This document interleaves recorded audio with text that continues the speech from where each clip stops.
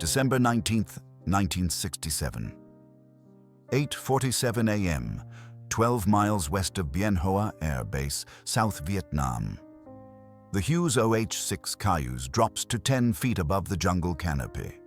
Warrant Officer Danny Pierce is 19 years old. He's been flying scout missions for 3 weeks. His door gunner, 18-year-old Specialist Jenkins, leans out the open left side, M60 machine gun braced against his shoulder. The little helicopter weighs less than a Volkswagen Beetle, but it's moving at 60 miles per hour through gaps in the vegetation that shouldn't exist. Pierce keys his radio. Pink lead. I've got fresh tracks crossing the trail. 1,500 feet overhead. Captain Mike Danner circles in his Bell AH-1 Cobra. He can see his scout below, a tiny egg-shaped speck weaving between the trees. Copy that. Take it slow. Pierce drops lower. The rotor, wash blows, leaves off branches. Jenkins watches the ground rush past just feet below his boots.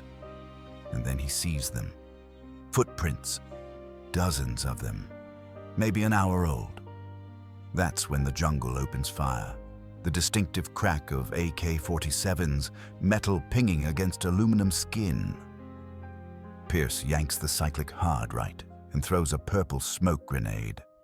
The world becomes noise and adrenaline and the scream of the 285 horsepower turbine engine responding instantly to his commands. Danner's already rolling in. I see your smoke. Get clear. The Cobra's nose drops. Its 4,000 round per minute minigun opens up first. That buzzsaw sound, the one that means help has arrived. This is the story of how the United States Army invented one of the most dangerous and effective tactics in the history of aerial warfare. How teenagers barely old enough to vote became the best enemy finders in Vietnam. And how a partnership built on trust and split-second timing saved thousands of American lives, while costing hundreds of others. The hunter-killer teams proved something that military strategists are still studying today. That deliberate vulnerability can become a weapon, that making yourself a target isn't always a mistake, that sometimes the most effective way to find an invisible enemy is to let them shoot at you first. This is Reconnaissance by Fire, and it changed everything. 6 months earlier, the United States Army has a problem it doesn't know how to solve. Enemy forces disappear into the Vietnamese jungle within minutes of contact. Ground patrols move too slowly through the dense vegetation. High-altitude reconnaissance cannot penetrate the triple canopy forest. The Viet Cong and North Vietnamese Army know this terrain better than anyone, and they've turned it into a weapon. American commanders need something different, not just new equipment, a new way of thinking about how to find an enemy that refuses to be found. The helicopters available in early 1967 aren't designed for this mission. The OH-1 Hueys are too big and too loud. The fixed-wing observation aircraft can't see through the canopy. Meanwhile, American infantry units keep walking into ambushes set by enemies they never see until the shooting starts. In planning rooms and informal discussions between experienced pilots, an idea begins to take shape. What if they deliberately use themselves as bait? What if a small scout helicopter flew low and slow, drawing fire on purpose, while a heavily armed gunship circled overhead ready to respond? It sounds insane. Flying into danger to provoke a response, making yourself the target. But it also makes a strange kind of sense. The concept isn't entirely new. Attack helicopters and scouts have flown together before. What makes this different? The deliberate nature of the mission. The scout wouldn't accidentally stumble upon the enemy. He would actively hunt them, even if that meant becoming a target himself. The tactic would flip the psychological advantage. For 2 years, the Viet Cong and NVA have owned the jungle. They choose when to fight, when to fade away, when to spring ambushes that kill Americans before they can return fire. This would change the equation, make the enemy react instead of act, force them to reveal positions they'd spent days camouflaging, turn their own discipline against them. By late 1967, 2 aircraft are ready to make this concept real. The Hughes OH-6 Cayuse arrives in Vietnam in December 1967. Army crews immediately nickname it the Loach, from its LOH designation. Light observation helicopter. The name sticks. The aircraft looks almost toy-like. Its distinctive egg-shaped fuselage gives it a friendly appearance that belies its purpose. But underneath that small frame sits a turbine engine powerful enough to push the little helicopter to surprising speeds. The 26-foot diameter main rotor makes it nimble enough for the tightest landing zones. The OH-6 has no hydraulic system, minimal electrical devices, for practical purposes. This means it's easier to maintain and harder to disable than other helicopters. Its thin aluminum skin can be penetrated by rifle bullets, but it also crumples and absorbs energy during crashes. The strong frame structure protects vital systems, and more importantly, the crew. 2 months earlier, in August 1967, the Bell AH-1 Cobra had arrived, representing the opposite end of the spectrum. This is America's first dedicated attack helicopter, built from the ground up to deliver overwhelming firepower.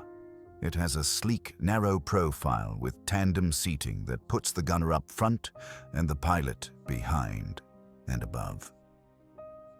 The Cobra bristles with weapons, miniguns capable of firing 4,000 rounds per minute, 40mm grenade launchers, hardpoints that can carry 76 rockets when fully loaded. When it's armed and ready, the Cobra becomes a flying weapons platform that can deliver more firepower in 30 seconds than an entire infantry platoon carries into battle. By early 1968, units across Vietnam begin pairing these 2 aircraft together. The combination makes intuitive sense. The Loach flies low, searching for enemy positions. The Cobra circles at 1,500 feet overhead, ready to respond. Army planners call them pink teams, white teams for the scouts, red teams for the gunships, and pink when you mix them together. What starts as an experiment rapidly becomes standard doctrine. The hunter-killer partnership is operational, and young American crews are about to discover just how dangerous it is. Most of the pilots climbing into Loaches and Cobras are barely old enough to vote. A typical scout pilot is 19 years old, fresh out of flight school, suddenly expected to fly one of the most dangerous jobs in Vietnam. The training pipeline moves fast because there's a war on, and units need pilots immediately. Scout pilots receive about 10 hours of flight time in the OH-6 before they're declared combat ready. 10 hours. That's not much time to learn the quirks of an aircraft that will soon be flying at treetop level while people shoot at it. Door gunners get even less preparation, sometimes just 1 day of training before they're strapping into the left seat with an M60 machine gun. They learn to field strip the weapon, how to clear jams, and which way to point it. Everything else they'll figure out in Vietnam. The youth of these crews isn't coincidental. Younger pilots have faster reflexes, and they haven't yet developed the kind of caution that might make someone hesitate before flying into enemy fire. They also don't have families back home, which makes the assignment slightly less cruel from a bureaucratic standpoint. But mostly, the Army takes who it can get. Helicopter pilots are volunteers. Scout duty is volunteer on top of volunteer. The guys who choose it are either incredibly brave or haven't quite thought it through yet. When these teenagers arrive in Vietnam, they get a quick introduction to what their job actually means. Missions begin at dawn. Crews are briefed on where to fly and what to look for. The tactic is simple, but terrifying. Fly a small helicopter just 10 feet above the jungle canopy at 45 to 60 miles per hour. Cruise over trails, clearings, and suspected enemy camps. Sometimes so close the rotor wash blows leaves off the trees below. The plan: deliberately make yourself a target. When enemy soldiers open fire, that's when you know you've found something. The Army calls it reconnaissance by fire. The pilots have a simpler name: going hunting. Nguyen Van Tan crouches in the bunker entrance listening to his squad leader whisper orders. He's 23 years old, a veteran of 2 years fighting the Americans and their South Vietnamese allies. His Type 56 rifle, a Chinese copy of the Soviet AK-47, rests across his knees. The bunker complex his unit spent 3 weeks building is invisible from above. They've woven branches into the camouflage nets, arranged vegetation to look natural, even scattered leaves over the footpaths that connect the positions. But this morning, something feels wrong. His squad leader heard helicopter rotors at dawn, not the heavy thump of the American Hueys they're used to. Something different, lighter, closer. Then Tan hears it, a high-pitched whine growing louder. He peers through the vegetation and sees it, an egg-shaped helicopter, so small it looks like a toy. Flying, impossibly low, maybe the height of 3 men, weaving between the trees. So close he can see the American pilot's face. The door gunner scanning the jungle. Than's training says to remain hidden. Let it pass. The Americans are searching, but they haven't found anything yet. The helicopter passes directly over their position. The rotor wash shakes the branches. Than can smell the exhaust from its engine. One of the younger soldiers in the next bunker panics and opens fire. The sound of AK rounds tearing through the morning air is the sound of their position being compromised. The little helicopter banks hard. A purple smoke grenade tumbles from it, and Thang knows what's coming next. He's seen this before. The scout finds you. The gunship kills you. He yells for his squad to take cover and move. But it's already too late. 15 seconds after the first shots, he hears a different sound. A shrieking roar from above. Then the world explodes. The minigun sounds like tearing metal. Rockets slam into the jungle around them with concussive force that makes his ears ring. 40mm grenades detonate among the hooches. Their ammunition cache, the one they'd spent 2 days carrying through the jungle, erupts in a secondary explosion that sends flames into the canopy. Tan runs. Most of his squad runs. 3 men don't make it. From his new position 200 meters away, breathing hard, he watches smoke rise from their carefully constructed base. 3 weeks of work, destroyed in 3 minutes. Because one soldier couldn't hold his fire, the egg-shaped helicopter circles back. Flying low again, its door gunner watching for movement. Than doesn't shoot. He's learned. The first time most American crews draw fire, they aren't prepared for how fast everything happens. One moment they're cruising along, scanning the jungle below. The next there's a sharp crack.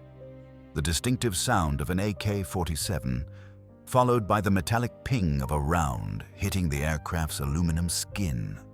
That's when training gives way to instinct, and the deadly dance begins.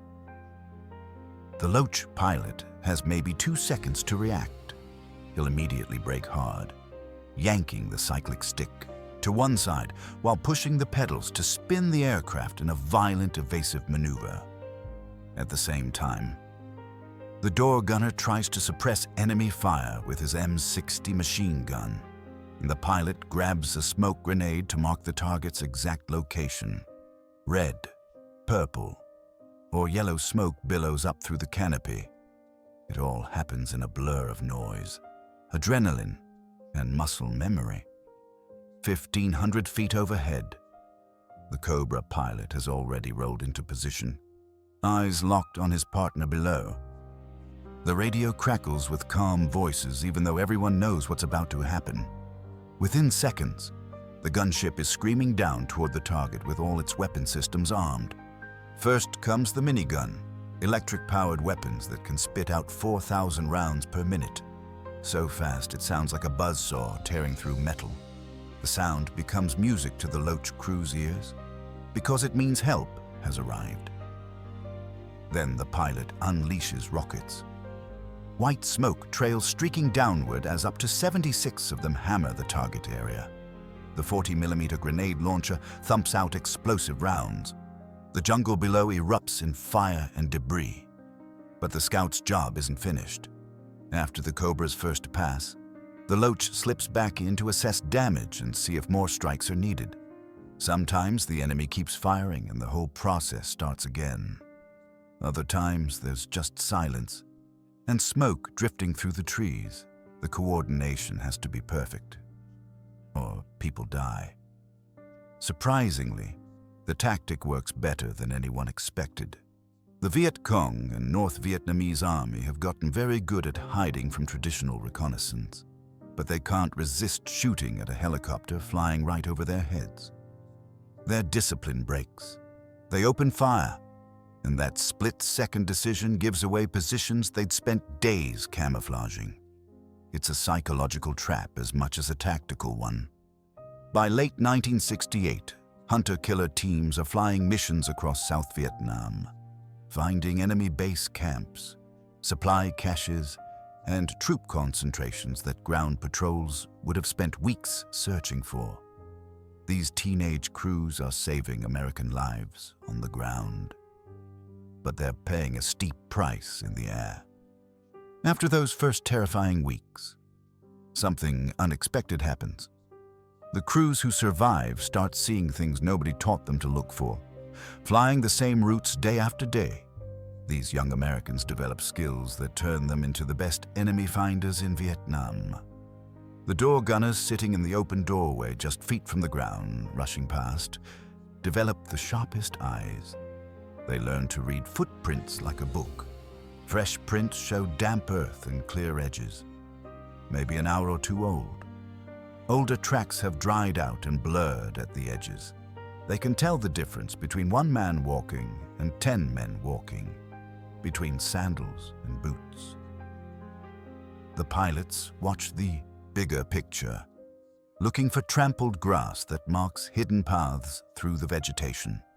They notice spots where the jungle looks just slightly different, which usually means someone cut branches to cover a bunker entrance. They see patterns, asymmetries, things that don't belong. The crews get so close to the ground they can see details nobody in any other aircraft would ever spot. They notice cigarette butts still smoking, which means enemy soldiers are nearby right then. Watching them, they can tell if a cooking fire was used that morning or the night before by how the ashes look. They spot spider holes, one-man fighting positions covered with vegetation that would be invisible from just 20 feet higher. Some crews claim they can even smell things from the air, the distinctive scent of fish sauce that North Vietnamese troops carry, smoke from a particular type of wood. Whether that's true or legend, it shows how personal this kind of flying has become. Scout pilots fly so low they make eye contact with Viet Cong soldiers on the ground. Think about that for a moment. They're close enough to see faces, to watch someone decide whether to shoot or stay hidden. Close enough that the enemy can see them. These American teenagers in their tiny helicopters, deliberately hunting them. Experienced scouts can glance at a section of jungle and know immediately if something's wrong. They notice a path that looks too well maintained, or an area where vegetation has been carefully arranged rather than growing naturally. They develop instincts that can't be explained, only trusted. Some pilots bank away from an area seconds before gunfire erupts. Their door gunners learn to trust those instincts completely. If the pilot says something's wrong, you don't question it. You just get ready. By mid-1969, these crews have become better at finding the enemy than anyone else in Vietnam. Ground troops request hunter-killer teams specifically because they can spot things that satellites and high-altitude reconnaissance completely miss. It's expertise earned not in classrooms, but in those terrifying seconds when life and death depends on noticing one detail nobody else has seen. That's what makes them so valuable, and what keeps putting them in constant danger. And something unusual develops among the hunter-killer teams as the months pass. The Loach pilots flying low and the Cobra pilots circling above aren't just working together. They're becoming inseparable. After a few missions together, these crews develop trust that goes beyond anything they've experienced before. That bond isn't accidental. Every single day, the scout crew's survival depends entirely on the Cobra pilot's ability to react in seconds.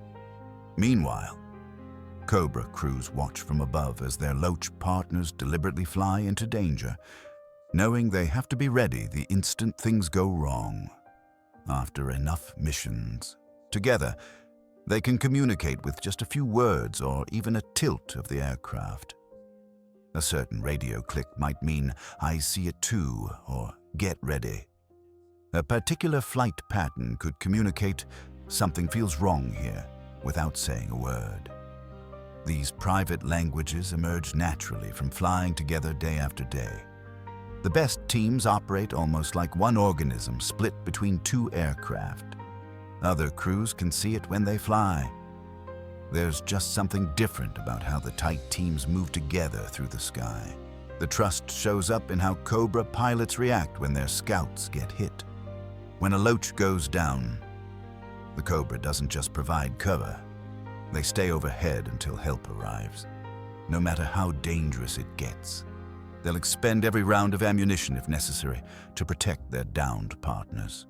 They'll fly with empty weapons just to provide presence, just so the guys on the ground know they're not alone. Scout crews know their Cobra will never leave them behind. Never. That certainty creates bonds that last long after Vietnam ends. Off-duty, Loach and Cobra crews live together, eat together, and spend their downtime together. They sit at base going over every detail of the day's flights, talking about what worked and what didn't, sharing observations about enemy tactics and terrain features, passing on lessons that might save someone's life tomorrow. They also rib each other constantly. Scout pilots joke that Cobra guys have it easy up at altitude, away from the bullets. Gunship crews tease the scouts about their reckless flying, about being bullet magnets. But underneath the joking is genuine respect and affection that grows stronger with each mission. Many pilots later say they felt closer to their flying partners than to their own brothers back home. For young men far from home facing death every day, that partnership becomes the most important relationship they have. It's what makes the terror bearable. It's what keeps them climbing back into those cockpits morning after morning. Decades later, these men still get together at reunions, and the connection is immediately there, unchanged by time. Some bonds don't break. In September 21st, 1970, 7:18 a.m., west of Dak To, near the Laotian border, Warrant Officer Jim Schaefer lifts off from his fire base for what he thinks will be a routine patrol. He's 21 years old.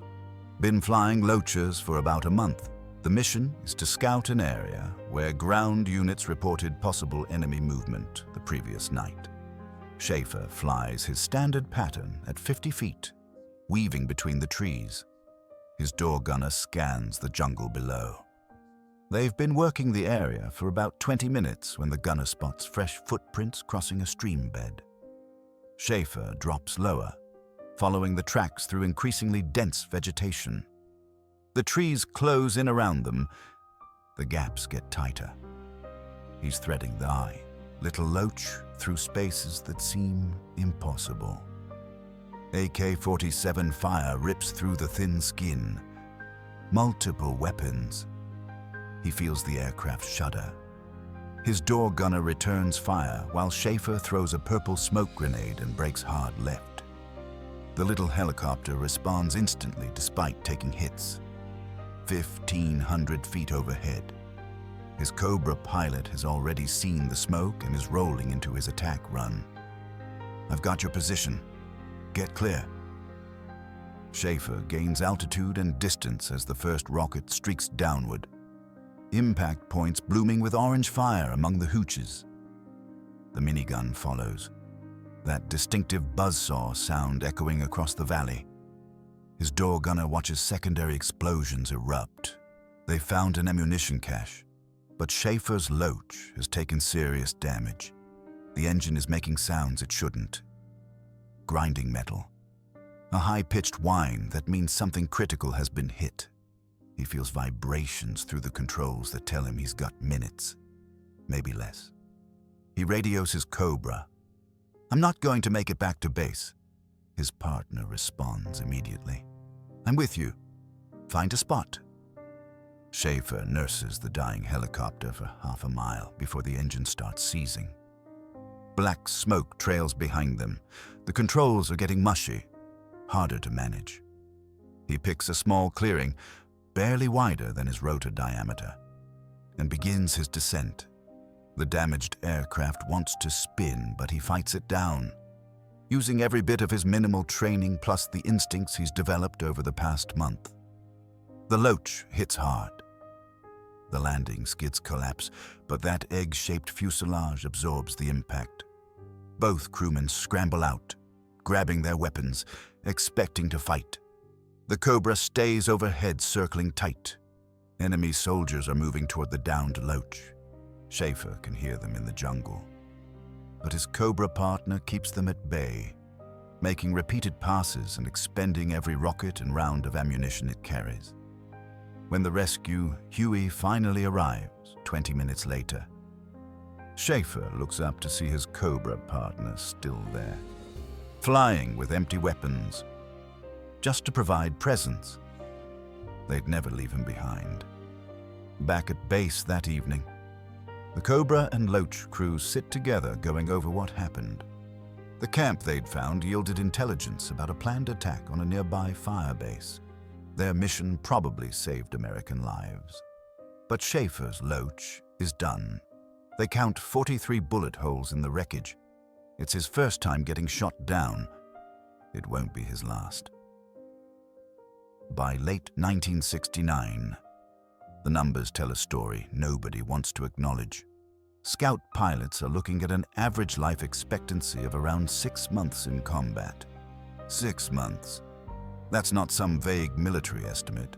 It's based on actual casualty reports coming back from the field. Every time a Loach crew lifts off, they know the odds aren't in their favor. Yet these young men keep climbing into their tiny helicopters morning after morning. The mission matters more than the statistics. Some crews seem to beat impossible odds through sheer luck or skill. Clyde Romero flies scout missions for months and gets shot down 9 times. 9 separate crashes where enemy fire brings his Loach to the ground. Hugh Mills survives 16 crashes during his tours, walking away from wreckage that should have killed him. After a while, getting shot down becomes almost routine for scout crews. They crash, get picked up by rescue helicopters, and are back in the air the next day if they aren't badly hurt. Some pilots joke darkly about it. Another Tuesday. The Loach itself plays a huge role in keeping crews alive through these crashes. That egg-shaped airframe Hughes designed turns out to be incredibly strong. Even though the helicopter weighs less than most cars, the rounded structure absorbs impact in ways traditional helicopters can't match. The small size means Loaches can auto-rotate into tight spaces during emergency landings. The frame protects the crew even when everything else disintegrates. One particular Loach becomes legendary. They call it Queer John, and it survives 61 confirmed enemy hits over months of combat missions. It crashes 7 times from battle damage, but somehow never loses a single crew member. By the time it's finally retired, the little helicopter has more patches than original metal. You can barely see the original aluminum under all the repairs. It becomes a symbol of hope, proof that you can take unbelievable punishment and still make it home. But the overall numbers remain grim. Of the 1,419 Loaches that Hughes builds, 842 are destroyed in Vietnam. 842. Most get shot down during scout missions, blown apart by machine gun fire or RPGs. That means roughly 60% of all Loaches that go to Vietnam never come back. The replacement rate is staggering, with new helicopters constantly arriving to fill the gaps. The Cobras don't fare much better. Around 300 of nearly 1,100 gunships are lost. What keeps crews going isn't denial about the danger. It's purpose. They know soldiers on the ground depend on them to find the enemy before ambushes happen. Every successful mission means American infantry units can move through the jungle with a little more safety. Every base camp they find, every cache they destroy, every ambush they prevent, means Americans go home alive. The scout crews accept these terrible odds because they believe in protecting those guys below. That sense of mission makes the statistics bearable, even when they know the next flight might be their last. By early 1972, the hunter-killer teams have been flying their deadly missions for nearly 5 years. The tactics are refined. The crews are expert. Both sides understand the game they're playing. Then in March of that year, North Vietnam launches what becomes known as the Easter Offensive, and everything changes almost overnight. The North Vietnamese army comes south with more than just troops and tanks. They bring Soviet SA-7 Grail shoulder-launched missiles, heat-seeking weapons that lock onto a helicopter's engine exhaust and can hit targets up to 15,000 feet away. It's the first large-scale use of these missiles in Vietnam. For Loach crews flying at treetop level with their hot turbine engines fully exposed, the SA-7s are a nightmare they can't see coming. The missiles are simple to use. Point the tube at a helicopter. Wait for the seeker to lock onto its heat signature. Pull the trigger. The missile does the rest, tracking the target through any maneuver, faster than any helicopter can evade. The first losses come fast and without warning. Loach pilots who've survived dozens of missions, who've developed almost supernatural instincts for danger, suddenly find themselves hit by missiles they never saw, launched. There's no muzzle flash to spot, no smoke trail to follow back to the shooter, no warning at all. One moment, a scout helicopter is flying its patrol pattern. The next, it's trailing fire and going down. The crews who survive these hits describe a different kind of terror than taking rifle fire. At least with bullets, you know someone is aiming and you can try to evade. You can brake hard, change altitude, put trees between you and the shooter. These missiles just arrive. A flash, an explosion, and you're falling. There's no skill that saves you, no amount of experience that helps. Just luck, and most crews don't get lucky. Command tries adjusting the tactics. Loaches fly higher for a while, staying at 200 feet instead of 10, then faster, pushing the little helicopters to their limits. Then they change patrol patterns to be less predictable, varying altitudes and routes. Nothing really works against a weapon that can lock onto heat and chase a helicopter through the sky at 1,500 miles per hour. The Cobras face the same threat at their normal 1,500-foot altitude. They're actually better targets than the Scouts. Bigger engines, more heat signature, no tree cover. Suddenly, the gunships that were supposed to protect the Scouts need protection themselves. Without Scouts down low finding targets, the whole hunter-killer system starts falling apart. By mid-1972, the Army starts pulling back on the low-level scout missions that define the teams. It's not an official order. There's no announcement. Commanders don't say the era is over. But everyone understands that sending Loaches into the jungle at 10 feet is becoming a death sentence. Some crews keep flying the old way out of pride or stubbornness. They're good at what they do, and they know soldiers on the ground still need them. But the mathematics have changed. The question isn't whether you'll get shot down anymore, but whether you'll even see it coming. The end doesn't come all at once, but it's definite. The tactic that worked so well for 5 years, trading danger for information, deliberately drawing fire to save lives on the ground, cannot survive against a weapon that gives no warning and rarely misses. The young crews who mastered the deadly art of flying low and reading the jungle have to watch their specialty become obsolete. Meanwhile, plans are already underway to replace the Loach with the Bell OH-6 Cayuse. Scout crews protest the Cayuse isn't as agile as the Cayuse. It can't thread through trees the same way. It doesn't have that egg-shaped crashworthiness. But the decision has been made. The missions will continue at higher altitudes, with different tactics.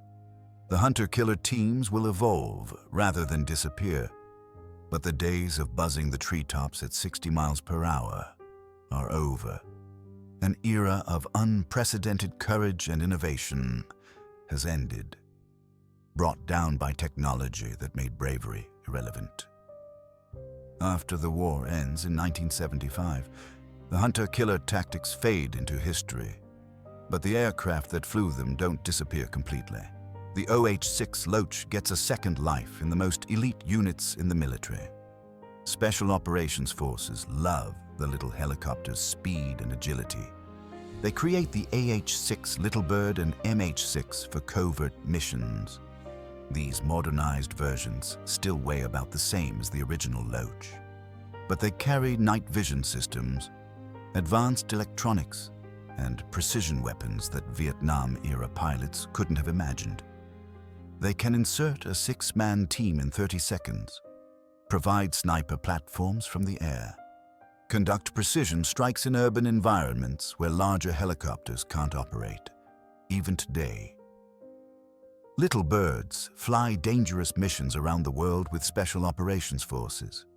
The pilots flying them probably don't realize they're sitting in the spiritual successor to Vietnam's most shot-up aircraft. But the mission remains remarkably similar. Small teams working together, taking risks to protect people on the ground, flying low and fast into places no one else will go. The Cobra's legacy proves even more direct. The Marine Corps keeps refining the design through multiple generations, eventually creating the AH-1Z Viper that still flies today. It's got twin engines instead of one, digital cockpits instead of analog instruments, Hellfire missiles that can strike targets miles away with precision that Vietnam-era pilots couldn't have dreamed of. But the basic shape stays recognizable, that narrow attack profile, the tandem seating, the mission set. Marines still call their Vipers Cobras, honoring a lineage that started in the skies over Vietnam nearly 60 years ago. The men who flew those original missions carry their experiences differently. Some couldn't talk about it for decades, haunted by the faces they'd seen just feet below their skids. The young Vietnamese soldiers who looked up at them in that split second before the shooting started. The villages they'd called strikes on, the friends who didn't come back. Others become instructors, passing on hard-won lessons about flying low and trusting your wingman. Teaching new generations of pilots that the machine doesn't matter as much as the partnership, that communication and trust are survival skills. A few keep flying, joining police aviation units, becoming test pilots, finding ways to stay in the air because that's where they learned who they were. But most of them stay connected to the guys they flew with, attending reunions every year, keeping those bonds alive long after the war ended. Because nobody else understands what it was like. Nobody else knows what it means to fly 10 feet off the ground at 60 miles per hour while people shoot at you. To trust someone else with your life every single day. to watch your partner go down and know you'd die before you'd leave them behind. Those experiences don't fade. They don't diminish with time. The partnerships forged in those cockpits over Vietnam remain among the strongest bonds these men will ever know. What made the hunter-killer team special wasn't just the tactics or the aircraft. It was the willingness of teenagers to volunteer for the most dangerous job in Vietnam. They knew the statistics before they climbed into those cockpits. They understood that flying 10 feet off the ground and deliberately drawing fire wasn't a survival strategy. They'd seen the numbers: 60% loss rate, 6-month life expectancy, but they did it anyway, day after day, because soldiers on the ground needed them. That kind of courage didn't come from training manuals or fancy equipment. It came from something deeper, from a belief that their lives had purpose, that protecting the guys below was worth the risk, that being part of a team, trusting your partner, absolutely, meant something that transcended fear. The hunter-killer teams of Vietnam were teenagers who became experts, volunteers who became legends, and partners who became brothers. They paid a terrible price. 842 Loaches destroyed, 300 Cobras lost. Countless young lives ended or forever changed. Crews who came home with injuries they'd carry forever. Pilots who'd wake up for decades hearing that distinctive crack of AK fire, feeling the aircraft shudder, watching their partners go down. But they also saved thousands of soldiers on the ground who never knew a scout helicopter had found the ambush before they walked into it. Infantry units who moved through the jungle a little safer because 2 teenage Americans in a tiny helicopter had flown low enough to see footprints. Base camps destroyed before they could. Launch attacks. Supply lines interdicted. Intelligence gathered that changed operations across entire provinces. That was the trade they made, and they'd probably make it again. Today, when military historians study Vietnam, the hunter-killer teams represent a unique moment in aerial warfare, a time when technology, tactics, and human courage came together to create something unprecedented. The young men who invented these tactics didn't live to see their legacy become standard doctrine. Many died before the war ended, others came home and tried to forget, but their influence remains. Small teams working together, trusting each other absolutely, taking calculated risks to accomplish the mission, using vulnerability as a weapon, making the enemy react instead of act. That spirit didn't end in Vietnam. It lives on in every little bird insertion, every close air support mission, every time a crew deliberately puts themselves in danger to protect people below. The tactics evolved, the technology improved, but the fundamental truth remains the same. Sometimes the most effective way to find the enemy is to let them find you first. The hunter-killer teams prove that courage can be a tactic, that partnership can be a weapon, that 19-year-old kids flying helicopters held together with patches and prayers can change the course of battles. They flew low, drew fire, and saved lives. That legacy endures.